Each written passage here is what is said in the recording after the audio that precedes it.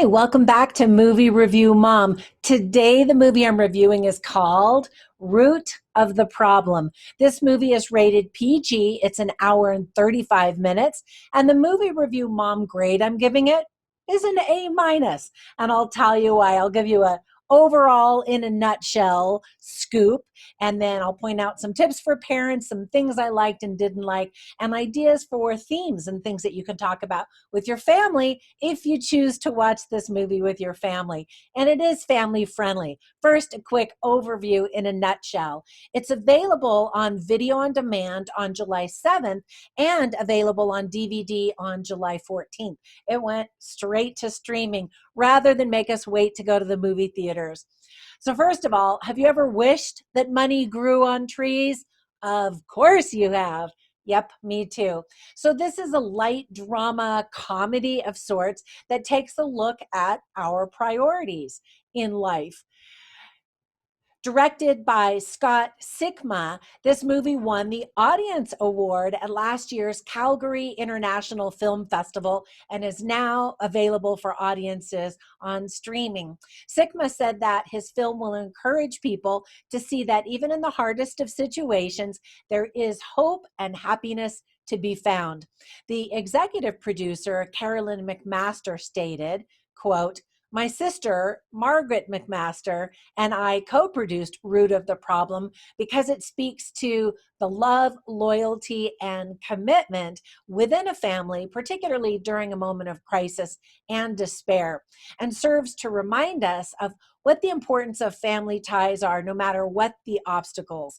End quote. So that was pretty cool to get some quotes from the people that were behind the filmmaking. It is family friendly, but let me give you some quick tips for parents. There are some replacement words for profanity like heck and darn when the protagonist in the movie sees that there's a pastor in the room. Otherwise, he uses those words. But that's it. It really only happens 2 or 3 times. There's talk of death of loved ones and how difficult that is. And someone's ashes are actually spread. So you might have to explain to your kids what's going on there. Someone falls and has to go to the hospital. And then also talk to your kids about how you can serve in your community. I think after they watch this movie, they're going to want to do something, which is awesome. Now, some themes in the movie are, first of all, faith, happiness, fulfillment, charity, trust, honesty, communication, change, choice, and consequence, appearance versus substance, and first impressions. And I've got a couple of little lines that also really encapsulate the themes into a little nugget sentence. So, for example, Michelle Mitchell, played by Dawn Nagazina, says, "It's the little things that matter most." And then Grace Campbell, who's played by Claire Rankin, says, "Sometimes you have to help others before you help yourself." Then I'm going to give you some more one-liner zingers here in just a few minutes. But first, let me point out some things that I really, really liked. First of all, real estate agents will get a kick out of the very first scene as it opens. Sergio DiZio from Flashpoint and Rogue plays a money-hungry real estate salesman, and he's the protagonist. He actually won Best Actor at the 2019 International Christian Film Festival for his role in this film. And he's really entertaining to watch. I really got a kick out of him. I thought he did a really good job. Grace Campbell, his wife, is played by Claire Rankin. You've probably seen her from Molly's Game or Stargate Atlantis in some of the seasons. I thought the entire cast really did a pretty good job. I especially liked Detective Miller, played by Chantal Perrin. And it could have been really cliche and over the top, but I liked her. I thought she did a really good job. I love little details. For example, I really liked Grace's necklace and how it looked like a tree with deep roots. And there was no big explanation about what the symbolism was, but you definitely got it. And it added just a little sweet touch to the storyline, I thought. And while some scriptures and faith are discussed a little bit, this is not a preachy Christian film at all. If you're Christian, you'll catch it, you'll appreciate it. If you're not Christian, you'll just go, oh, okay, they're Christian, but it's not heavy handed or preachy sermons or anything like that. I think it's enjoyable by all audiences, whatever your beliefs are, because the lessons are timely and universal. I really liked the song at the very end of the movie when the rolling credits play called Forget You Are Gone by Andrew Morris. The movie was filmed in beautiful Alberta, Canada, and there's a nice tone to the movie. It's pretty even throughout. Now, there were a few things that I didn't like. And first of all, while I mentioned that last song in the movie that I really liked, a lot of the background music in some of the scenes sounds really cheesy most of the time.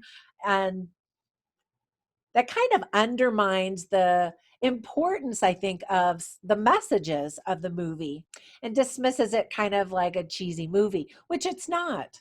I thought it was really frustrating how many problems could have been avoided had Paul just talked to his wife about what was happening so they could figure everything out together. It's always so frustrating when characters do dumb things. Of course, that's to the film's advantage because then it gets the audience going, no, you should talk to her. Don't do that. And so that's good in that sense. But characters always do dumb things that I would never do in real life. It could have used a little bit more humor to balance out some of the more dramatic moments. Although I think the first half was definitely more light, and then the second half was definitely more dramatic. And so maybe to mix up some of the drama and the humor in both parts would have made it even more even. The movie is pretty short, and so I felt like it was a little bit rushed. I would have loved to have seen more goofy antics with Paul Campbell, the protagonist, and his expenses, so I could have lived vicariously through him and all of that money as he's buying up a bunch of stuff. And it would have been fun to explore that a little bit more, so audiences are like, yeah, that's totally what I would have done. And they do some of that. It just would have been fun to spend a little bit more time there before he started feeling guilty and all his life started falling apart. What's funny is there's no explanation really at the end of the movie as to what happens to that tree. So maybe it's still sitting in somebody's tool shed and I could get my hand on that. Now, I promised that I would share some interesting lines, and I write a bunch of this kind of stuff and more on my movie review website, which is called moviereviewmom.com. But here are just a few that I wrote down that I thought were good. One is spoken by Paul Campbell, again, played by Sergio Dizio, and I'm probably pronouncing his name incorrectly, but he says, when you look good, you feel good. And of course, he's using that as an excuse to buy expensive clothes, but it is true. When you are dressed better, you do feel better about yourself. Now, there's a pastor in the movie, and he offers lots of tidbits of wisdom. One such piece of advice is when he says, it's in helping others that we find our true nature. He also says people are willing to help when they have means, but when they don't have means and help anyway, that makes it really special. I really liked that one. And then the last one, he says, we trust in a higher power. It helps us find our way. So those aren't like super preachy doctrine, but they are good messages for even the non-religious viewer.